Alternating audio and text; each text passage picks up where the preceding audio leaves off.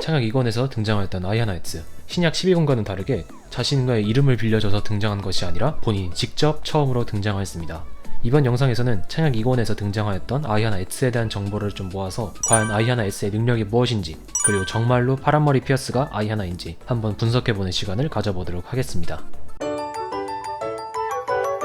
아이하나 에츠의 능력은 누군가의 능력을 강화해주는 능력으로 판단됩니다. 원하는 능력을 쓸 수 있게 해준다는 언급과 그리고 종횡무진 활약하는 이상적인 모습을 생각해보라는 언급을 통해 알 수 있죠. 그리고 그런 능력을 가지고 있기에 정작 자신은 굉장히 약한 편입니다. 앞에서 모습을 드러내지 않고 자신의 이름을 이용해서 이를 처리하는 모습을 보였으며, 그리고 카미조와의 정면 승부에서 진 모습을 통해서 알 수 있죠. 하지만 원하는 능력을 부여하는 식으로의 창조는 불가능한 것처럼 보입니다. 그렇다면 어떤 식으로 능력을 강화시켜주는가? 라는 질문으로 넘어가게 되죠. 이 질문의 답은 아직 추측으로밖에 낼 수 없긴 하지만 제가 생각하는 두 가지 답을 소개해보도록 하겠습니다. 카미조 앞에 나타난 아이하나 에츠를 보며 카미조는 다른 레벨 5들을 떠올립니다. 1위의 엑셀러레이터, 그리고 3위의 미사카 미코토. 흔히 레벨 5라 불리는 사람들은 혼자서 하나만의 세계를 가지고 있다 라고 말이죠. 그리고 어마금에서의 퍼스널 리얼리티, 즉 자기만의 현실은 능력을 사용하는 데 가장 중요한 요소입니다. 자신이 세계를 보는 시점을 뒤틀고 비뚤어지게 하여 만들어낸 자신만의 현실은 모든 초능력자가 가지고 있습니다. 심지어 레벨 제로인 사텐이나 카미조도 말이죠. 그리고 그 퍼스널 리얼리티로부터 능력을 현실의 세계로 끌어내기 위해 필요한 것이 바로 능력자 자신의 연산 능력입니다. 그 예로 엑셀러레이터가 학원도시 최강의 능력자가 될 수 있었던 것도 바로 학원도시에서 가장 뛰어난 두뇌를 가졌기 때문이죠. 그리고 연산 능력을 상승시켜 능력이 발현되거나 강화된 경우가 실제로 존재합니다. 그것이 바로 레벨어퍼였죠.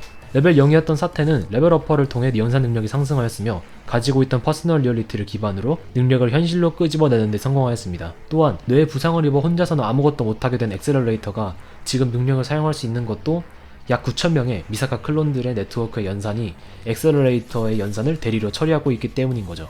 레벨어퍼의 케이스도 있고, 아마 능력을 강화시키는 데 있어서 가장 필수적인 것이 바로 연산 능력의 강화가 아닌가 생각했습니다. 따라서 아이하나 에츠의 능력이 대상의 연산 능력을 강화시켜주는 것 아닌가 라고 생각을 해봤고요.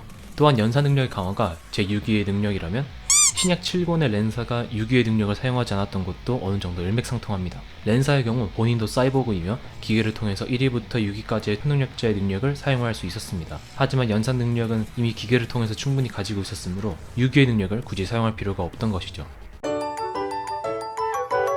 카미조가 창약 2권에서 쇼쿠에게 받았던 호루라기를 보며 아이하나 에츠가 이렇게 말합니다. 카미조의 기억은 헤븐캐슬러에 따르면 쇼쿠에 대한 기억을 가지고는 패스가 부서져 버렸기 때문에 고치지 못한다고 단언하였는데, 과연 어떻게 아이하나 에츠는 그 기억을 돌릴 수 있다고 말하는 걸까요? 그리고 카미조가 아이하나 에츠와 만나는 계단의 묘사입니다.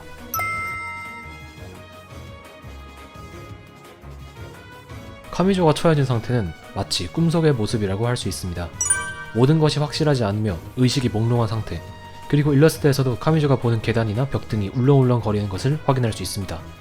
만약 아이하나 에츠가 꿈을 조종하는 능력자라면 카미조를 꿈속의 세계로 빠뜨려 카미조와 이야기를 하고 있는 것일지도 모르죠.